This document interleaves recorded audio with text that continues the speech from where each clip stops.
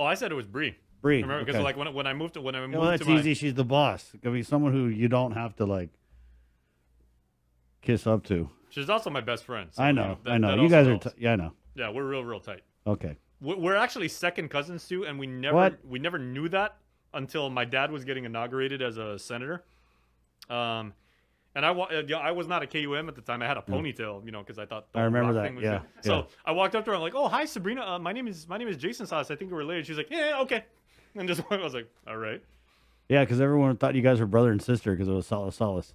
Okay, since it is the holiday season, Senator Sabina Perez is like joining us right now. But side story, Yeah. when Sabrina and I were anchoring the news like all those years, and it was because it was the Sabrina and Sean show, right? Sean Gumatata That's for right. years. Yeah. And then we had Ken Wetmore. Remember Ken? I remember Ken. He and Bree anchored the show together. And then when Ken left, because he's a 7-day Adventist, like he does a lot of really good work as a missionary.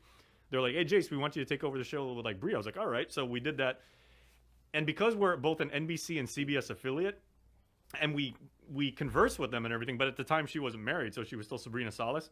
And we said, "Oh yeah," we talked to them and we're like, "Yeah, we're a family-run company," because the Calvo family, right? Yeah. They sent us a Christmas card that says, "Happiest of holiday wishes to Sabrina and Jason and all of your children." And we looked at it, we're like, ew. Because they didn't know. Ew. Okay. Yeah. Thanks. Good story, Jay. That actually happened. Yeah, it did. It was real life. 7:33. So we're going to give away this prize from Cobbles Insurance. We've actually got 3 prize packages to give away coming up on the show. Keep where you got it. Keep listening. It is Friday, but Senator Sabina Perez joins us now in the KUAM News Link Zoom room. Good morning, Senator. Ooh, wait. Oops. You're muted, Senator. Unmute. Uh-oh. Sorry. Thank you. Yeah. Good morning to everyone. There she is. Happy Friday. Yes, it is Friday, Senator. Good morning. Good morning. How's your Christmas shopping going? I figure as the procurement chair, your Christmas shopping is probably a very tedious process because you got to put out like a bid for what presents do you want, and then you got to receive like. Yeah, it'll be in time for next Christmas. Right, there you go. You know how long that procurement takes. I don't think you can go to the Micronesia Mall and issue a purchase order. That's not going to work. You'd be surprised, bro. You'd be surprised. Senator, good morning. Can we just kind of start? I wanted to start because you had some good questions in the Guam Memorial Hospital oversight hearing this week relative to the above step hiring. And you kind of were able to question GMH board member Sarah Thomas Netty Dog about the board's involvement. Were you kind of surprised at the board's involvement in the above step process? Because it kind of seemed like they weren't really involved with it until it was all done. Yeah, so I just wanted to find out, what is the oversight of any of these hires, and from the resolution that was provided, it's really up to the CEO who makes the decision, and the board doesn't really have a say at this point. And so I concur with Sarah Netadog that maybe that resolution needs to be revisited. There really should be some sort of oversight when it comes to hiring, especially at the hospital. We definitely want to prioritize the medical staffing. Of course, there's administrative needs as well at the hospital, but I think if we have limited funding, we should direct it more towards those direct services. So that was one of the issues, I think, is, really what is the structure, the governance structure of the hospital to ensure that there's a balance that's occurring in the hiring process. And also the budget. So, I think that, they did come, we're coming upon another budget cycle. And, is this sustainable with all the increased pay? Can we sustain this? We want to make sure that we are building a good foundation for those that are going to be taking care of our community. So, those are definite issues that we have to contend with as senators. Is the sustainability of the hospital. Yeah, I gotta commend the senators who were present during this hearing because to me it just seemed very disingenuous that the Guam Memorial Hospital would do a last second document dump like the one that they did. It was disingenuous that they had prepared a PowerPoint presentation that again senators got at the last minute. That really I felt if they spent all that time on that PowerPoint, they could have easily explained the massive amount of documents that they dumped. And so I felt like you guys just really tried to ask the questions, even though you didn't get a chance to really review a lot of the information prior to the hearing. So that was a challenge, but I thought that, I mean, it was about a 3 hour hearing, and I felt like you guys really did get to ask a lot of the questions. Unfortunately, they didn't have a lot of the answers. Yeah, I guess that's always I think something that comes it's part and parcel with being a senator. There's huge, massive information to go through. And yeah, of course, it doesn't help the timing, but yeah, I think there were just general questions coming into the oversight hearing about, what is the process? And, we want to make sure that the hospital has, sustainability when it comes to, the hires. How do we address the travel nurses, right? We spend so much money on travel nurses. It makes a lot more sense to pay, residents to be able to staff our hospital at more efficient or more cost-effective means. And I think this is something that's reasonable. I just got this. I don't know if you'd seen. Have you seen this letter from the speaker to the GMHA Board of Trustees while we're on the subject of the GMH board? No, I haven't had a chance to take a look at that. Let me just read this off, Senator. It's very relevant to what we're discussing here. This is letter to GMHA Board of Trustees from Speaker Terlaje relative to documents requested on November 19th, 2021, and additional documents from oversight hearing December 16, 2021. Please note that I am awaiting copies of all actual petitions for above-step recruitment and petitions for creation or amendment of positions as originally requested on November 19th, 2021, in a letter directed to all trustees. The absence of these documents from the Guam Memorial Hospital Authority prior to the hearing sidestepped the purpose of the oversight hearing. No marketing, ouch, can repair the public's trust in any public servant or fiduciary who averts transparency. I'm asking all of you as trustees to ensure this does not happen again. Sincerely, Speaker Teresa M. Terlaje. And that's kind of what I'm afraid of, Senators. We get them in this oversight hearing. I mean, first of all, where was GMH's human resources guy, Tony Uggan? He is clearly part of the GMH's executive management team. His name was all over every single above-step recruitment, and he didn't even show up to the hearing. Yeah, I know the speaker asked that question, and he was detailed to Department of Public Health. Right, he has been. Yeah.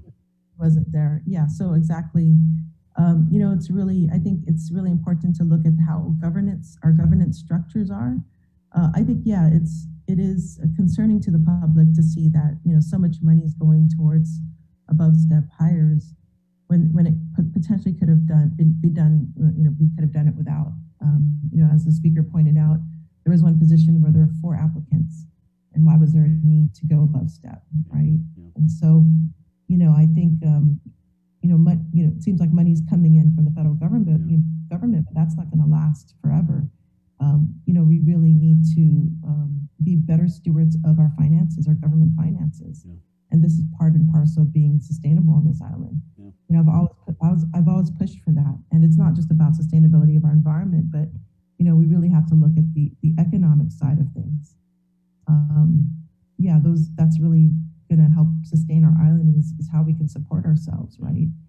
And it's really critical that we every household on Guam lives within their means, right? We have to live within our means. I think the same thing goes with government.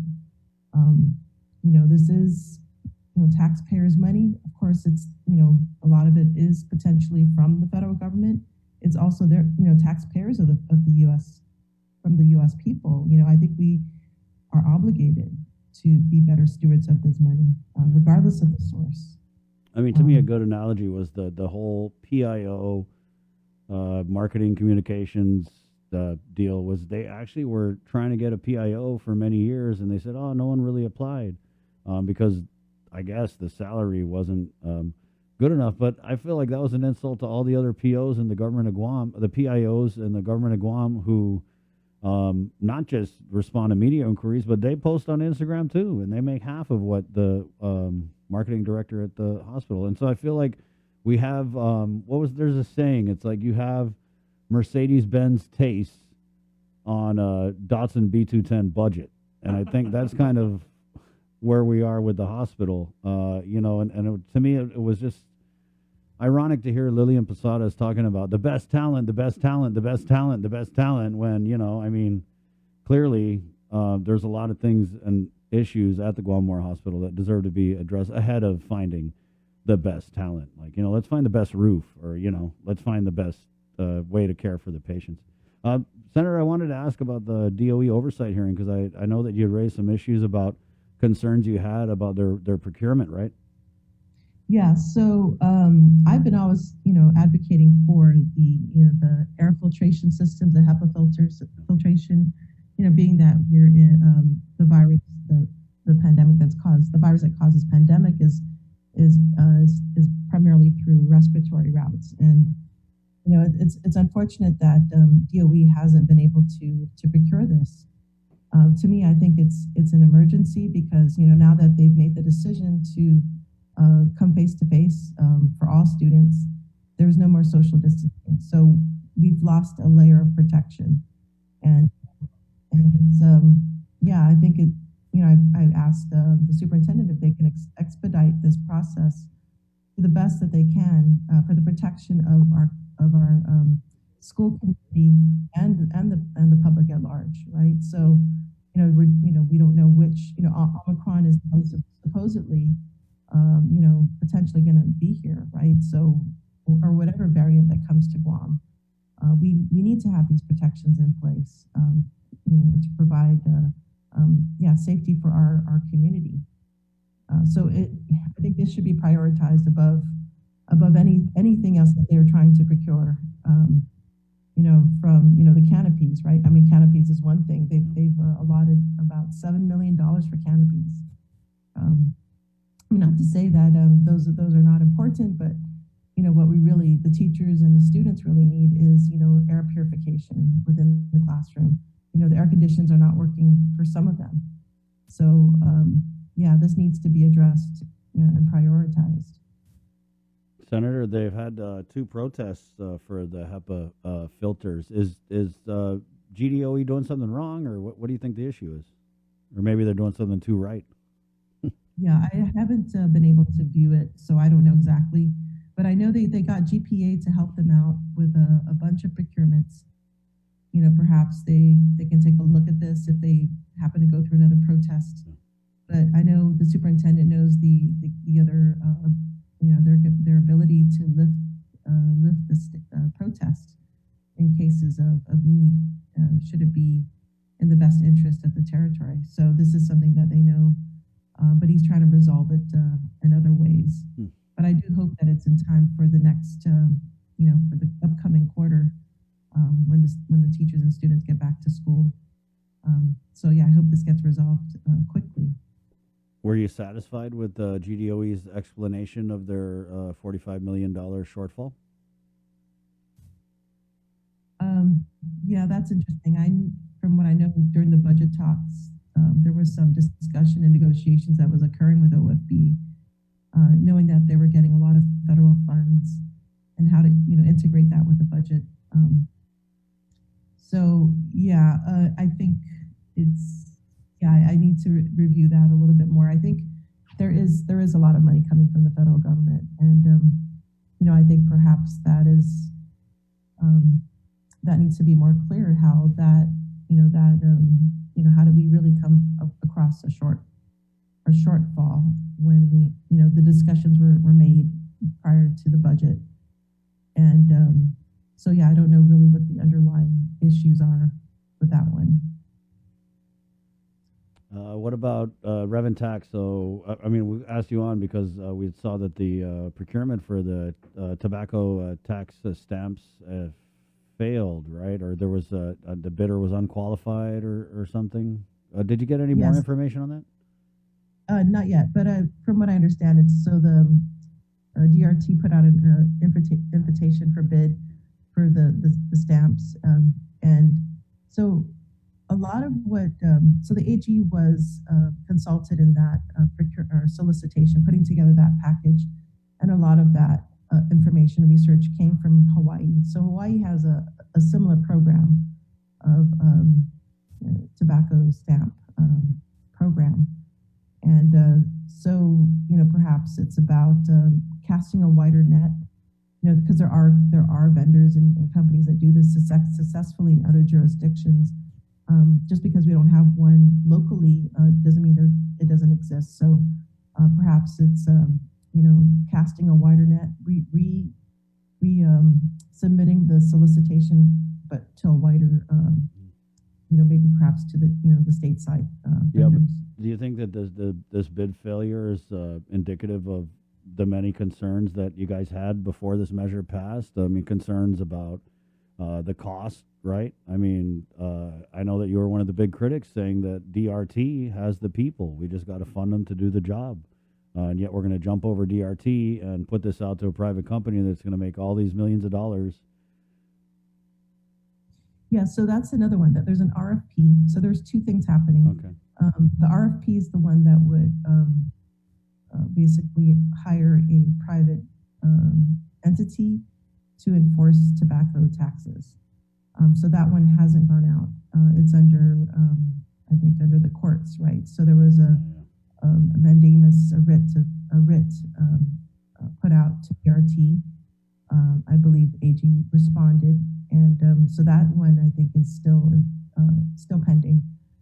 So this IFB was for the stamps themselves, so DRT can implement that. So Public Law 35-129, which is the one that would allow for a private entity to enforce tobacco taxes. So that was, I believe part of that was that DRT had to sell tobacco stamps within 180 days. So this procurement didn't go through.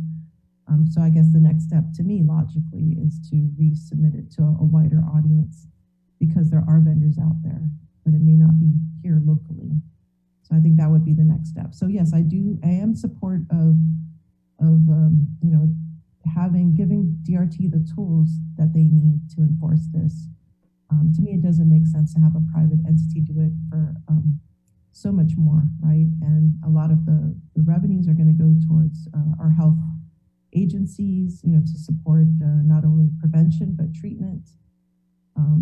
So, I think the estimated cost was like $350,000 for DRT to implement this, versus upwards to, I think, 12% of the profits. So, millions of dollars are going to be siphoned to a private company, and they're not necessarily held to the same standards as public official or transparency. So there's some issues of transparency when it comes to private entity enforcing taxes. So we wouldn't be able to FOIA this private entity. Let's say we felt they were unfairly targeting any type of business or individual, and we wanted to send a FOIA. I don't think they would have to respond to it. Yeah, it would be more difficult for sure. And so, and the other thing is, the whole intent is to create a level playing field, right? We want to ensure that, nobody's selling bootleg tobacco products, right? That's the whole idea, is to make sure that everybody pays their fair share. And that's what I truly, support. But if we have a private entity enforcing it, then it may, there's a foreseeable possibility that it could create an unlevel playing field, with a lack of transparency. So I think, again, this is, going to be, when I sit down with DRT, this is something that I'm going to figure out with them, or see what their position is, first of all. What are they going to, how are they going to move forward? And I do want to support their efforts. I think what was key was I spoke with the deputy Marie Lizama, and one of the things I think was key was that even with this bid failing, an unqualified bidder, that of course the taxes are still being collected, and the items are still being inspected, and everything's still moving forward under Department of Revenue and Taxation, because they're awesome. You know what I mean? Yes, they still are the workhorse agency. Right. Yeah. Sure. Have you heard any other issues with the DRT, like maybe with the advance child tax credit delays? Did they print another round of checks? Because I heard they were supposed to run one this week. No, I haven't heard any updates on that. How about on the direct deposit issue? Because I know you were following up on that. Yeah, nothing new except that there was a change in the routing numbers. So those that applied electronically weren't able to receive it by direct deposit for that reason, and it wasn't for the automation efforts that they were implementing at the time. Did you have a comment at all about the emergency procurement of the financial management system? This is like it's been over a year, right? So it has been. I think they did release the bid. They released the bid around Thanksgiving, that the week after Thanksgiving, I believe. So I haven't heard anything about that. I think it's still, of course, probably the RFP is being decided by DOA. So they put together their evaluation panel within the agency. And so, yeah, one of my questions to Director Byrne was, do they have procurement training? Right. So this is one of the things that is not overseen by GSA, is the RFP. That has to be directed by the head of the agencies. So yeah, that is something that I'm looking at. You know, all procurements at that level, they're required to have a certain training in order to carry that out. Department of Labor. I saw that you had posted something on your Instagram relative to like construction training. What's going on with DOL? Oh, so yeah, basically I'm trying to, that was basically a posting. So what my office does is I try to also send out information regarding boot camps. There's a construction boot camp. It's been extended till December 20th. There's only 20 slots. And this is something I want to promote as far as workforce development. I think, you know, we are at a point where, you know, POO has run out. We have to get our people back to work, you know, 8,000 unemployed. And I think these programs are very important.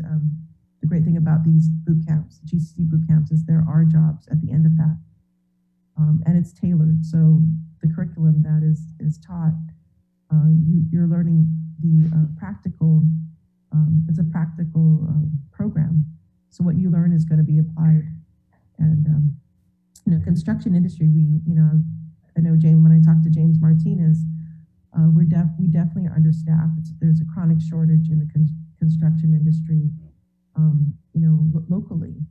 And, you know, this is an opportunity to really, you know, build our economy, diversify our economy through diversifying labor.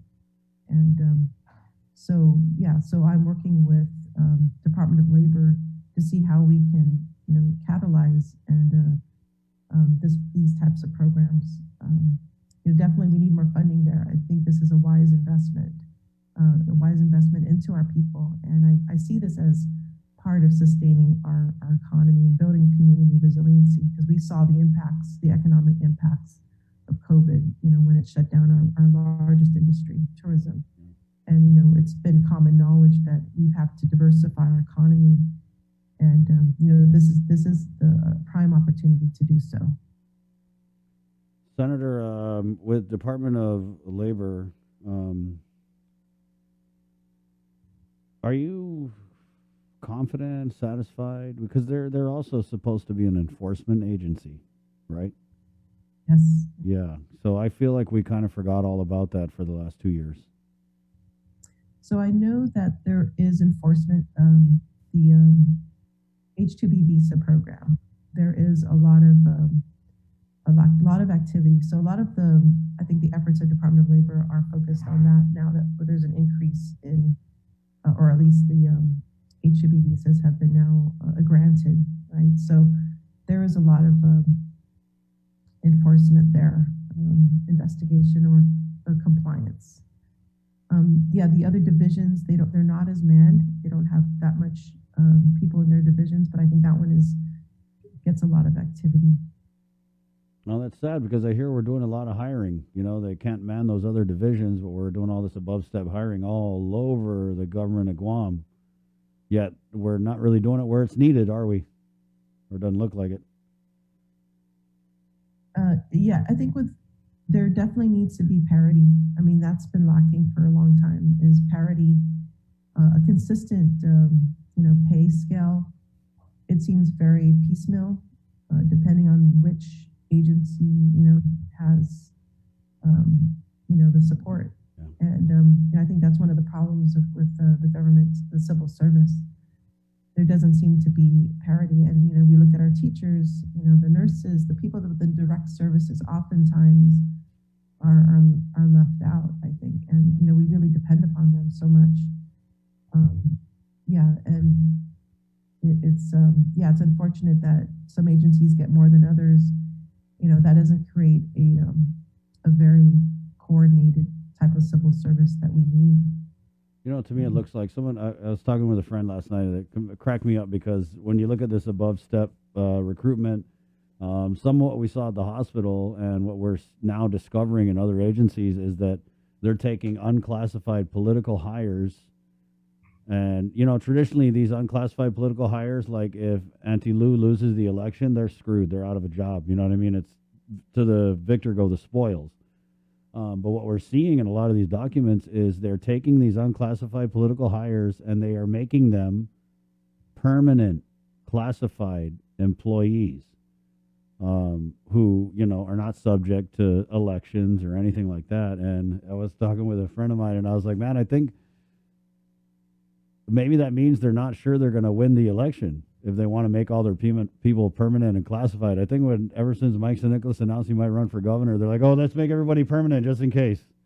You know what I mean? Because we're starting to see, as I'm shaking the tree on these above step recruitments, and man, I'm telling you guys, just don't miss the link next week because there's a lot of very suspect things that we're seeing with the above step recruitment. And it's a shame because that process, like I totally get it. It's designed because Guam is like, we don't, because of our isolation and other different factors, we don't always get those, people that we need in the positions that we need. And so we got to say, hey, we'll just give you a little bit more money. But it's clear that what's happening in a lot of these cases is, oh, you swing the right way. So we're going to give you a little bit more money and we're going to make you permanent so you don't have to worry about, if we lose the election or whatever. I mean, that's how it looks outside looking in from non-GovGuam eyes. Yeah, I think, the merit system, what happened to the merit system, right? Is this not organic, right? That's a question to ask is, it is unfortunate because, Guam is, we really need to be more frugal with how we spend our money and, more coordinated. If we want, to create a more resilient Guam, I think it's important to resist these types of hirings and practices, I think. It's unfortunate that we're seeing these type of activities which have happened in the past as well. So I think we really need to create a more coordinated, comprehensive civil service. I think that's a huge issue. Yeah, it seems definitely like the Civil Service Commission and a lot of their decisions. I mean, I don't know who's running it, but it seems very politicized. And you know what? I just got to give you guys a plug because as a senator, I mean, you guys work hard, and I feel like you deserve more than $55,000 a year. And so I know it must be uncomfortable for you guys to look at a lot of these above step recruitments, especially for the nonsense positions, and they're making like 20, 30 grand more than you. Sorry, I don't want to make it awkward, but yeah, I feel for you guys. Because you deserve to get paid more. We sit here and we talk about, we need better this, better that. We don't want to pay the senators. I mean, the mayors make more than them. So thank you. Well, I'm doing this for service. It's not for the money, that's for sure. And I think everybody should be doing it as, all people who are serving. Yeah, I'm not saying let's pay the senators, $150,000 a year, but I'm saying, at least put them up with the mayors, I'm doing this for the service for our people. It's not, I don't complain about my pay. I think a lot of people out there are suffering. And so we really need to, use our, whatever time we have in this position to create a better Guam. I mean, that's what I'm looking for. I'm looking for a sustainable Guam. And some of these practices are very questionable when it comes to sustainability. How are we going to sustain high salaries? This is one of the areas that where we can't cut because of the salaries. Yeah. We don't want to cut positions because we need these positions. So I think we really need to recalibrate. How we need to maximize the use of these funds to in service of our people. So for me, it's not about the pay, it's about how we're going to improve our island. And looking at the long-term goal, right? What is the long-term goal for our island? I think that's very difficult when we're dealing with short-term political cycles. Oh my God. Yes. Good point. Let me read you some of these comments before we let you go. Joseph comments in, you have 800 unemployed, or you have 8,000 unemployed, but keep bringing in H2s. Some are untrained and are trained here. Invest and train on the local workforce and pay them accordingly. Joni Kerr writes in, Hungan, parity in salaries for teachers and nurses would really help to keep people from leaving.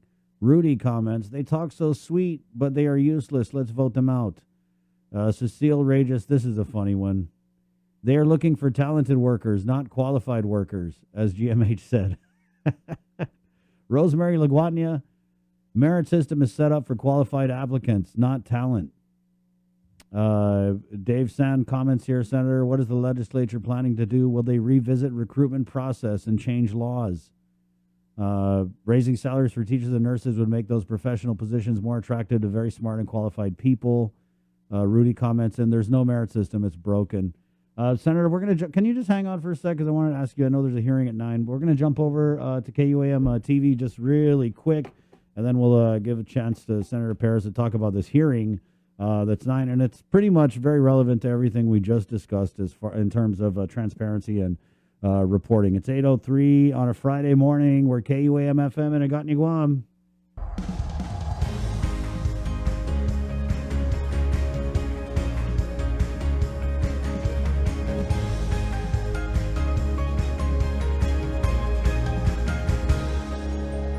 Good morning, Guam. Hey, it's 8:03 KUAM TV. Good morning. Real quick, Senator Sabina Perez, I know that you're a co-sponsor of Senator Talataidagui's bill that's going up for a hearing this morning at 9. Just a little bit on that, because it's right up the alley of reporting with staffing, raises, and all that stuff. Yes, so it's Bill 221. We're having a public hearing this morning at 9 o'clock, and it's really about to keep track of any of the new hires that agencies have, in addition to any kind of raises. I think this is important to keep an eye, for the public to keep an eye on how government is spending hard-earned taxpayers' dollars. And we need to be better stewards of our island's finances. And I think with, salaries, salaries are one of the biggest things that we fund in our budget. And I think we just need to be a little bit more, cognizant of how this impacts our island, and perhaps maybe question whether we can use these funds, in a better way. We all have to live within our means, and so does government. And so we really have to be, more aware of how this money is being spent when it comes to salaries. How do you think government agencies are going to respond to this bill? Do you anticipate any government agencies testifying in opposition of it? I don't want to speak for them, but we do have a public hearing, so it's part of part of the public hearing process is getting everybody's input. So, all right. Well, thank you, Senator. All right, thank you. There you go, and Senator. Have a great day and have a great weekend. Thank you. And Merry Christmas if we don't get to see you. Yes, Merry Christmas to everyone. And Happy New Year. Happy New Year as well. Yeah, you too. Happy Valentine's Day. I can keep on. Easter. Happy Easter. All right, Senator. Thank you. Senator Sabina Perez, 8:06. Good morning. We're brought to you by Pacific Points, Cabo Enterprises, IT&E, and Jack in the Box on this Friday. It's December 17, 2021.